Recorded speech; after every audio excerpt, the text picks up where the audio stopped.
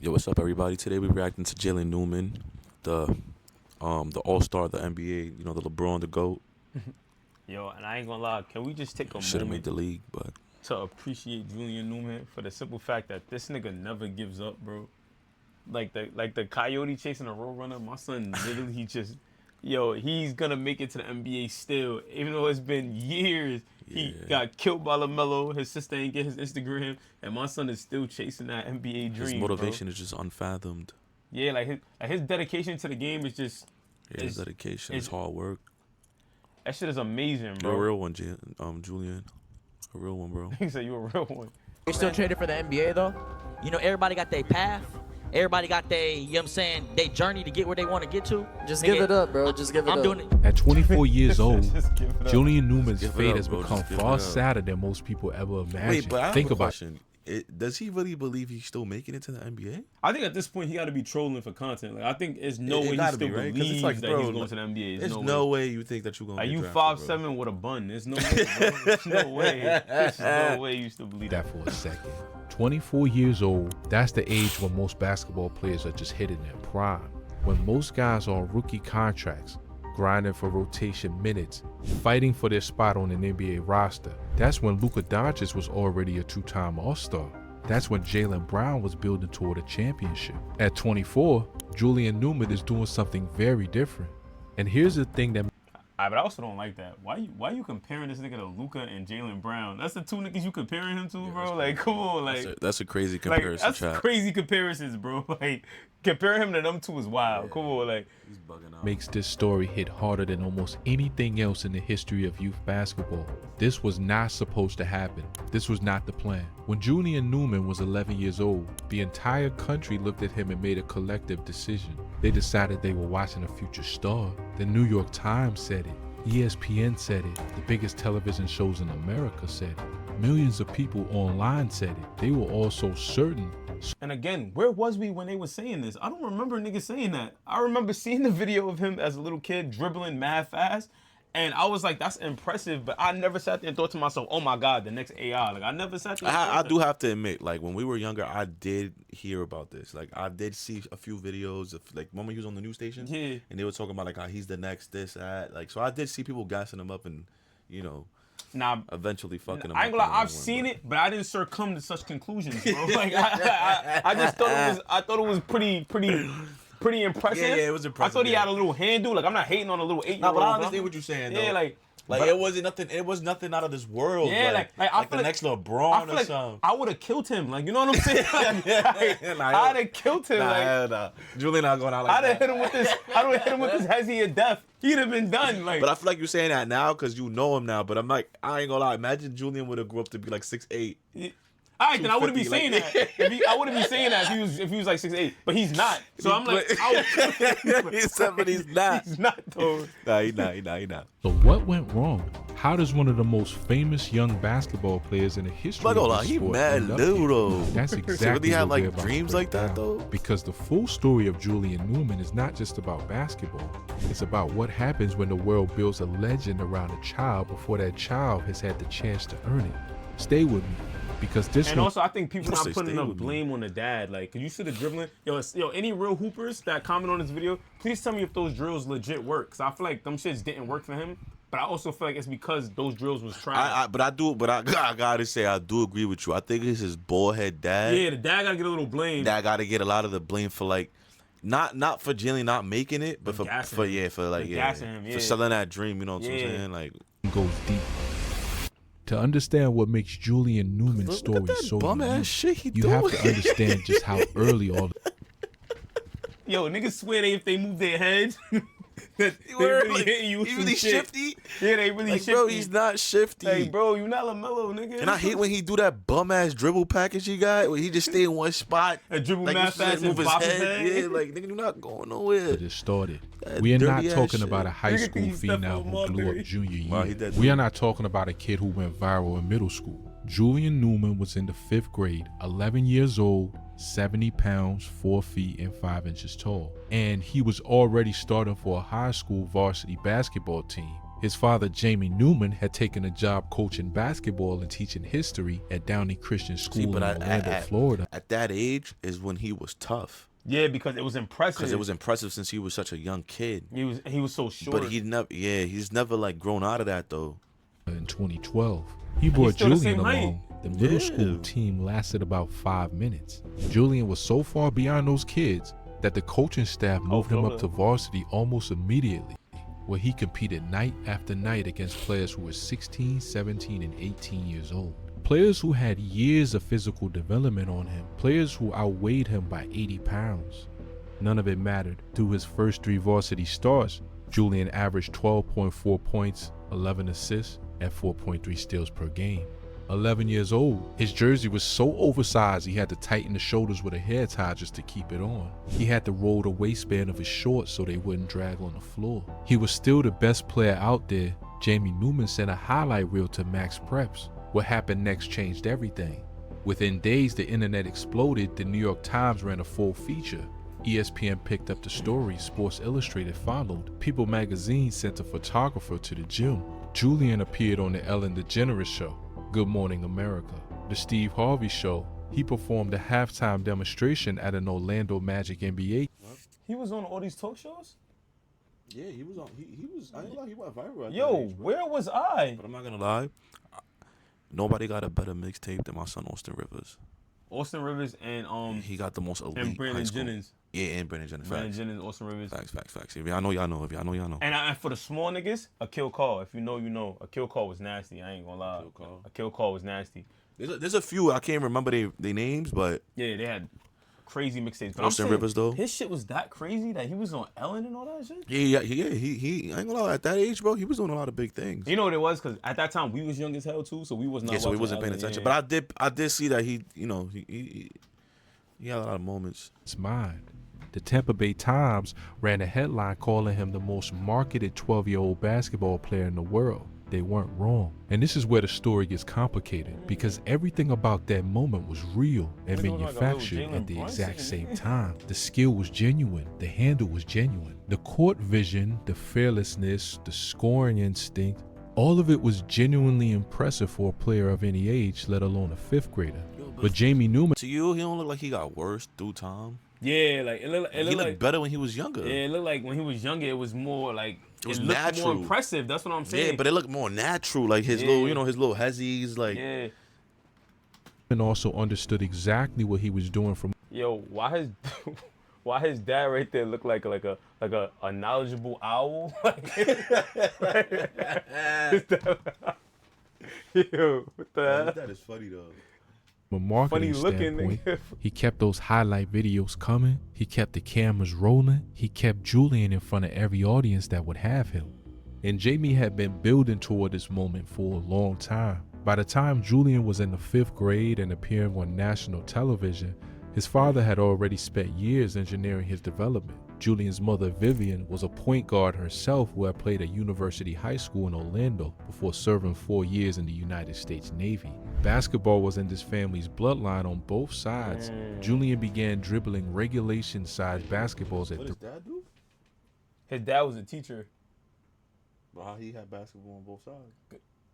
His dad What coached. is? Oh, his dad was your coach. Yeah, his dad coached. 3 years old. But you can tell Not the mom was the child-sized hooper. practice Yeah, the balls. mom was the one that got the juice Regulation from. NBA basketballs. He was competing in recreational leagues against older kids before he reached elementary school, because Jamie Newman understood what every great development coach eventually learns, that playing up forces adaptation in ways that playing within your age group never can.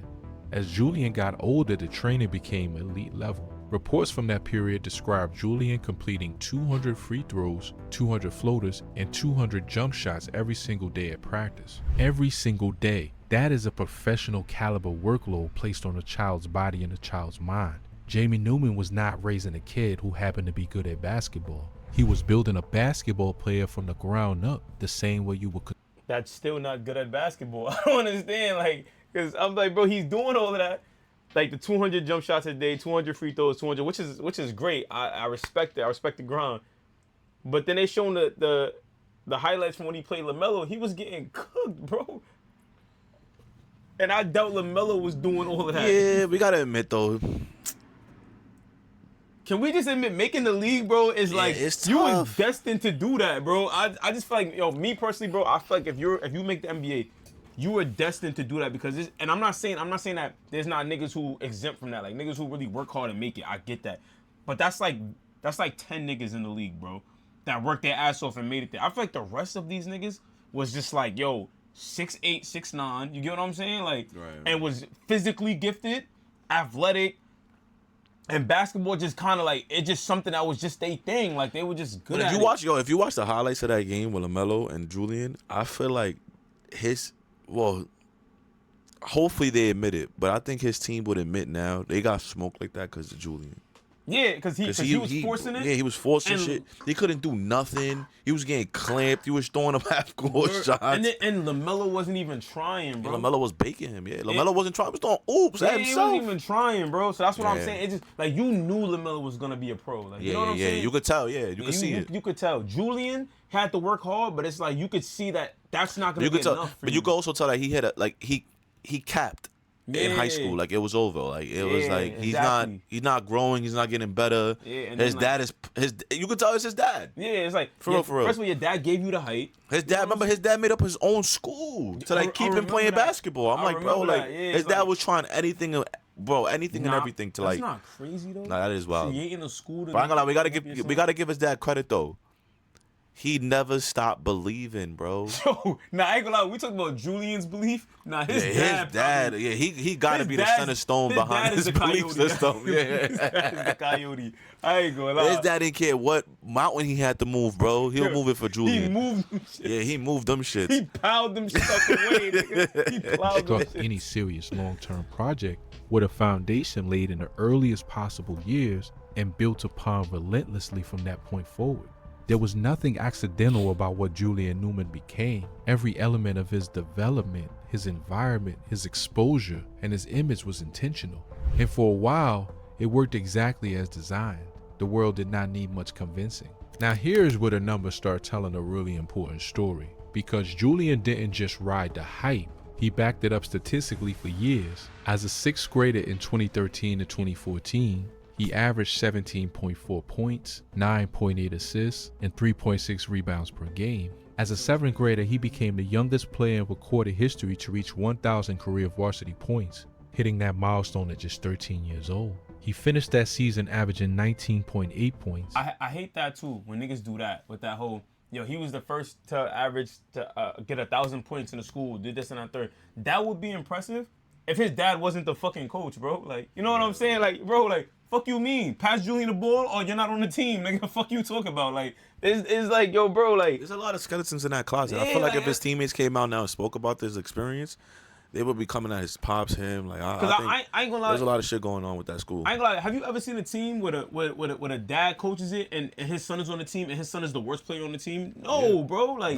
you don't really see that because it's like, bro, how I coach the team and my son not the star? Like, come on, bro. Like, it's like my son gonna be the star if I coach the team. I don't care if he's not the best player. He's the star. Pass him the ball. Man, it's crazy. The crazy part is that none of the other kids could politic, but yeah, it's like ain't seen nothing. I wish you would politic. Yo, put your jersey on the floor. Get up out of this gym. The moment you come into the gym, you're gonna understand. My son is the star. This is his shit. Word. You just a sailor on his shit. Assists and 4.3 rebounds. As an 8th grader, 23.9 points. 11.4 assists, 3.6 rebounds. Year after year, the numbers went up. The viral clips kept multiplying. In 2016, Julian faced off against Kyrie Walker at the MSH-TV camp, one of the most high-profile youth basketball showcases. What happened to Kyrie? Kyrie Walker? Yeah, he was that tough. I ain't gonna lie, he be doing the one-on-one shits now, like, you know. But he didn't get drafted, right? I don't know if he got drafted, but I know he played like overseas or something. Oh. He was nice though. Country. Walker was a top-ranked recruit with offers from Kansas, Arkansas, and Arizona. That single highlight reel from their matchup generated over 13 million views on YouTube. 13 million views on a high school basketball game. By his sophomore year, Julian had broken the Florida all-time prep scoring record that had stood since Teddy Dupay set it in 1998. accumulating 3,873 career varsity points. He starred in a documentary called Born Ready in 2015 that followed his daily life and training and drew massive viewership from fans who had become genuinely invested in where his career was heading. In his senior season at Prodigy Prep, a school his father personally founded and built specifically around developing elite basketball talent, Julian averaged 34.7 points, 7 assists, 5 rebounds, and 4 steals per game. 34.7 points. That's his daddy's son. Tonight. So the debate online was, yo, bro, the nigga averaged 34 points out of school his dad created for him. What does that tell you, bro? Like, yo, it's like, bro, it's like, to apply to that school, you could tell one of the questions was, are you gonna pass the ball to Julian, nigga? Like, you feel what I'm saying? Like, that's, at that point, it's like, bro, it's no way, bro. It's no way. Real, and it was loud. Was Julian Newman going to the NBA? Was he the next Isaiah Thomas? Were the scouts sleeping on something that everyone watching those highlights already understood? But here's where things start to turn, and this is the part that most people missed while they were watching the mixtapes. There were quieter conversations happening in basketball circles, conversations that told a completely different story from what was playing out on social media. The first issue was competition. Downey Christian School and later Prodigy Prep competed outside the jurisdiction of the Florida High School Athletic Association. That matters enormously.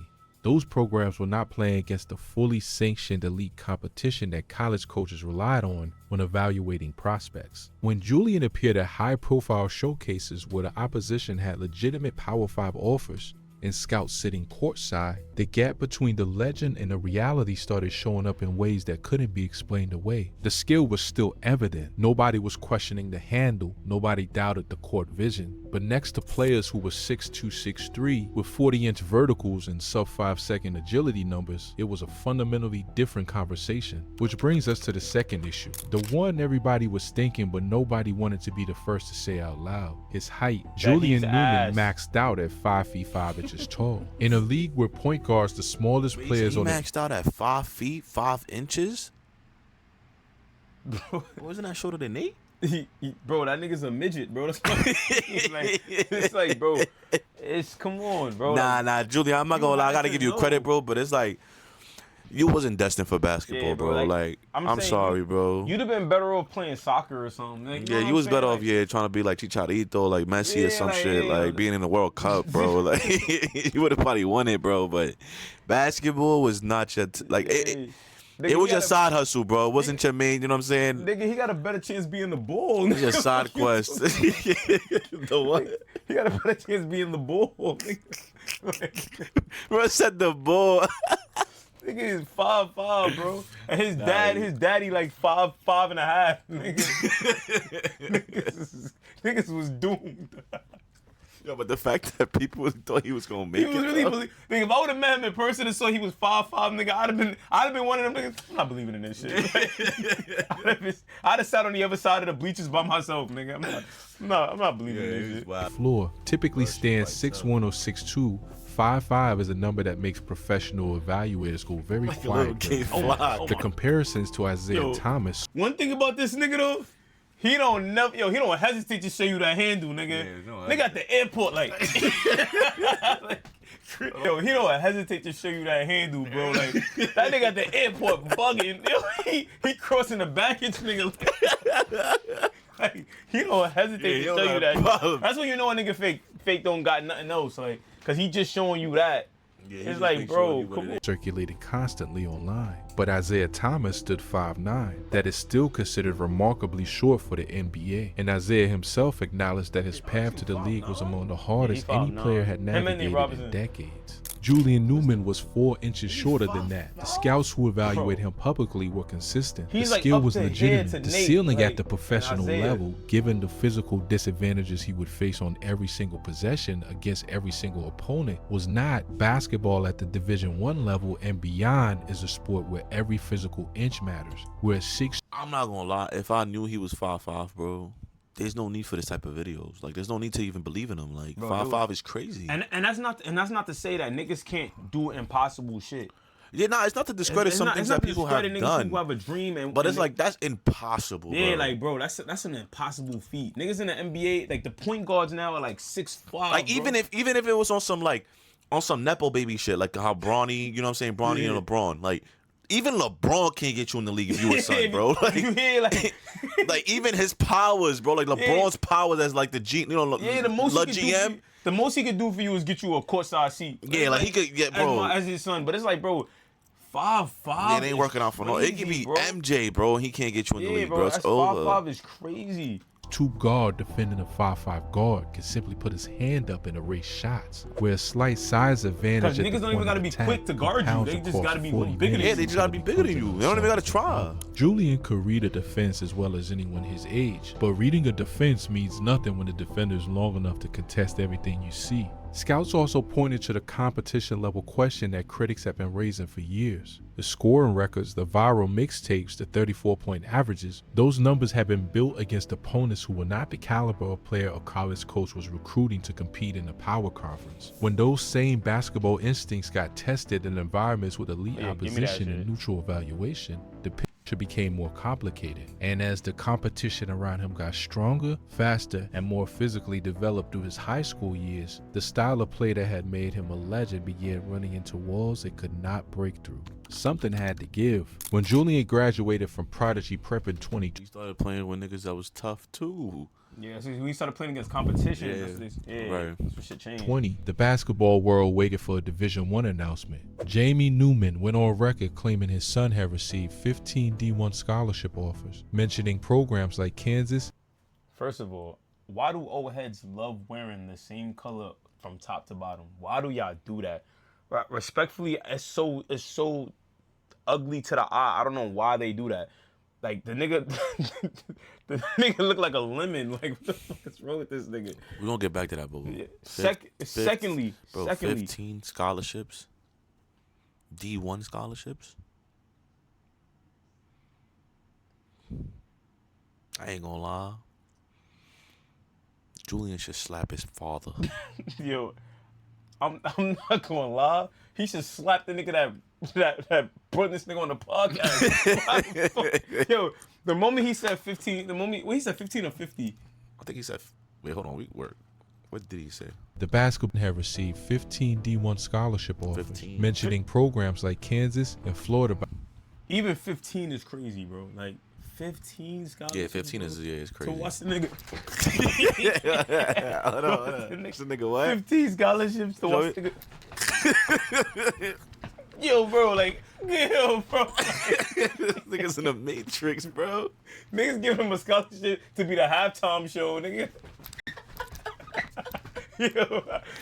Julian, I ain't gonna lie, Julian, you out of pocket, bro. Your pops is out of pocket. Yeah, your pops wildin'. Yeah. Name. The major recruiting services had no record of those offers. No official scholarship announcements came through any program.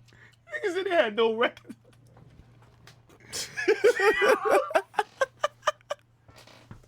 Yo, bro, the nigga went on a podcast and was like, yo, 15 schools with my son. And them niggas immediately went into that shit and said, no, we don't. Yo, niggas ain't shit. Nah, I ain't gonna lie. Program's verified channels. Not one. The same player who had his face on the front page of the Sunday New York Times as an 11-year-old could not get a confirmed Division I offer at 18. Viral fame meant absolutely nothing to a college coach trying to build a tournament roster. The only thing that mattered was whether this player could compete against 6'2" guards with pro athleticism. And the honest answer, based on everything the scouting community said publicly, was that he could not. Julian then announced he would skip college and pursue basketball overseas. Germany, China, Italy, Australia, the G League. He laid out the options publicly and told his followers to stay tuned. He look like a little ass Mexican, bro. Like, Yo, he do. Wait. Like, So first, he told niggas he had 15 scholarships, and the paternity test determined that was a lie. Then the nigga gonna say he going overseas? Oh my God, bro. These niggas delusional. part of me wants to see what he would do though, like, like overseas or on a team, like, you know what I'm saying? Like, I just want to see him like just get kind of like brought back to reality. You know what I mean? Like, if he went overseas, bro, was playing with some. We all seen some real basketball players, bro. Some real athletic. You know what I'm saying? Yeah, like niggas you know. Windmilling, really... like it's like, what is he gonna do against competition like that though? Nah, and I get that, but I'm also saying, why do you keep telling these stories knowing that niggas is gonna go into the archives and find out if you telling the truth just or not? expose you. Yeah, they're gonna just keep exposing you. Yeah, I don't know. Nothing materialized. No overseas contract, no professional deal, no announcement. Silence. Look at And his then little ass something that chest. nobody who grew up watching those YouTube highlights would have predicted happened. Julian Newman stopped playing organized basketball, not for a month, not for a semester, for 4 years, from 2020 to 2024. One of the most famous basketball players in internet history did not compete in a single organized game. Oh, 4 so he gave years, up? let that land. This is a person who had been competing since he was 3 years old, who had played varsity basketball since the 5th grade, whose entire identity as constructed by his family and amplified by a global audience was inseparable from the game of basketball. And after graduating high school with no Division I offer, no professional contract, and no verifiable overseas opportunity, despite what his father had promised publicly, Julian simply went quiet from organized competition. He stayed visible through social There media, he go training again. footage, lifestyle content, occasional skill One thing that videos that nigga gonna reminded do, his followers he still had the dribble that handle, ball. still had the vision, still had the same fearlessness that had made him famous a decade earlier. His name still pulled clicks because the nostalgia Time on, let me tell y'all something. If you see a hooper that's kind of well known, and you see a video, any video, no matter how long the video is, a video of him playing at LA, that nigga's wash is over. I don't LA care who Fitness? he is. LA Fitness? LA Fitness. Yes. If you see in the video of him playing at LA Fitness, he's washed. It does not. I don't care. Yes. The moment you see a hooper that you know is pretty well known and he's playing at LA Fitness, I'm sorry, but he's washed. It's over. around his story was powerful. YouTube documentaries kept revisiting him. Podcasts kept asking what happened. Sports journalists and content creators kept checking back in, hoping for an update that will resolve the open question his career. We know what happened. But who was asking? I'm trying to. No, but I'm just saying, like, we know what happened, Julian. Like, we know. Who asked? Who? Had become. But competitive basketball? Gone. The thing that had defined him since before he was old enough to go to school had disappeared from his life at the exact moment most players his age were first getting serious about the professional pathway. It raised a question that nobody around Julian answered publicly. Was this a strategic pause, training privately, waiting for the right overseas opportunity, preparing for a real run at Not training privately at LA Fitness. If you just go there at like 6 o'clock in the morning, there's nobody there, nigga. It just look like a private run, but nigga, he just got a membership and he went at like 6 in the morning. professional ball? Or had the reality of where his career stood finally caught up with the narrative that had been built around him for a decade? The truth, as it almost always does, probably lives somewhere in between those two answers. And then in June 2024, Julian Newman made an announcement that surprised a lot of people. He committed to Bethesda University, not Division I, not Division II, not even a traditional NAIA program. Bethesda University is a small Christian institution in Anaheim, California, competing in the National Christian College Athletic Association. By any objective measure, it is the furthest point from the NBA that a career can land while still technically calling it. This nigga playing against the 12 disciples. Yo, bro. He's done, bro. What? What? Gave himself away to God. What's up playing against Joseph from Nazareth? Bro, I'm done, bro. They against Moses and them.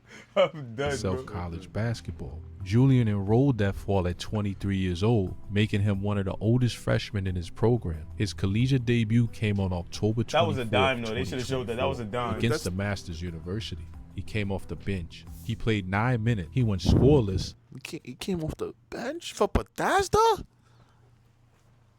Bro. Nah, Julian. Like, there's certain things that you could have just called it quits right there and then just disappeared, did your thing, you feel me? Came back, grown man, like. The more I hear this, the more Going sad 0 it for gets. 6 from 3-point range. His team lost by 86 points. Sit with that number, 86. The fuck he say? They lost by how much? He just said 86 points? 86 points? 6 points? Nah, 86 points is bro.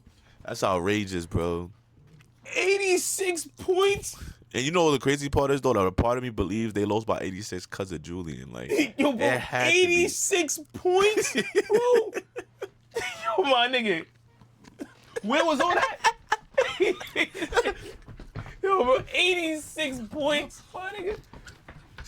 Yo, bro, nigga, everybody got to get fired after that, bro. 86 points. They just they had to cut him after that one game. 6 points. That was not a one-time result. Through the 2024 to 2025 season, Julian averaged 1.9 points per game on 16.3% shooting. Tell me, who the fuck was that? First of all, They nigga said that wasn't the one. Yo, bro, they lost by 86 points multiple times. Yo, I ain't going for it, bro.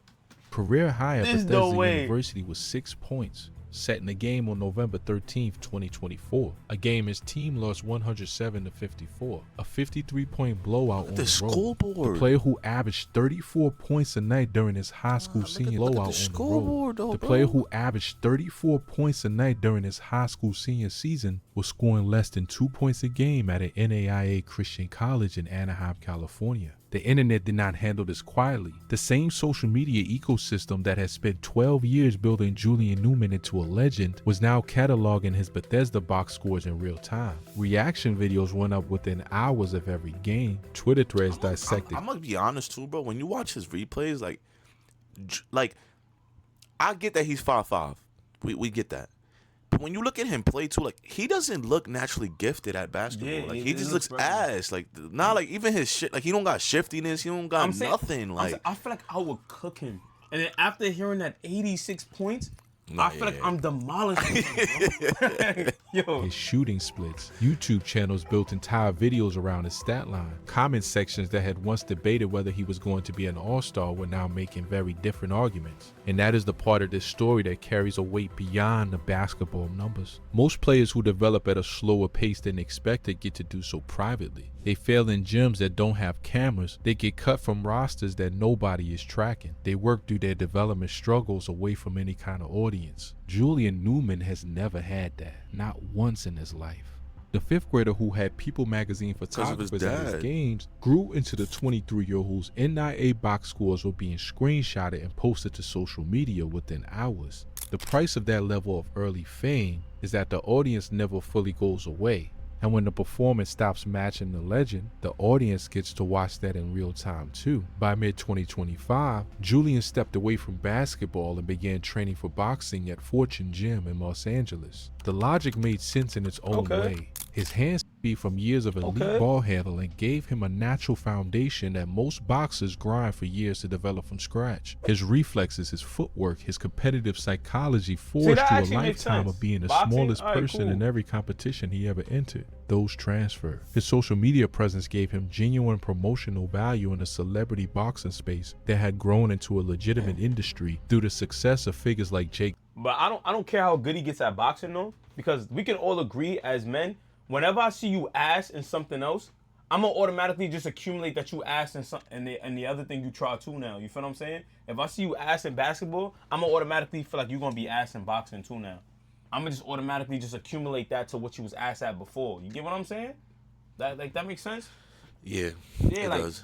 so like I just feel like it was too late. yeah, It's too late, bro. But Shoulda I'm did also that a little gonna feel like earlier. you're ass now. So now like I feel like I could beat you in basketball and then you switch to I boxing. get what you're saying, but I'm just saying I think it was just a little too late for the career switch. It was just a little too late. Yeah, and but also like now I feel like I could beat you up too now. You know what I'm saying? Now it's like Must want to get it on. now it's like yo like I got all this animosity towards you. Paul and others who had turned internet fame into pay-per-view business. And boxing, crucially, does not have a height cutoff. Weight classes make height and reach relevant, but they do not disqualify you the way a league of 6'4" athletes does. Julian Newman, who has spent his entire life being told that his size was the thing standing between him and greatness, found himself in a sport where that specific argument doesn't apply the same way. Whether boxing becomes a genuine chapter in his story or another destination that doesn't quite land the way he hopes is still playing out. But what the pivot tells you about him is something his Bethesda stat line never could. He has not quit. He has not walked away from competition. He has not accepted a quiet exit. At 24, he is still grinding, still betting on himself. The dream has changed shape, but the fire has not gone out. He's only 24. I thought it was Damn, I thought he was way older. 28. And then it's like, well, we got to see when this video came out. We gotta see when this video came out because I feel like he's a little older. And then I'm not gonna lie, I also feel like I never watched none of his boxing matches. You watched it? Wait, I got a question. What? Did he tat himself on his chest?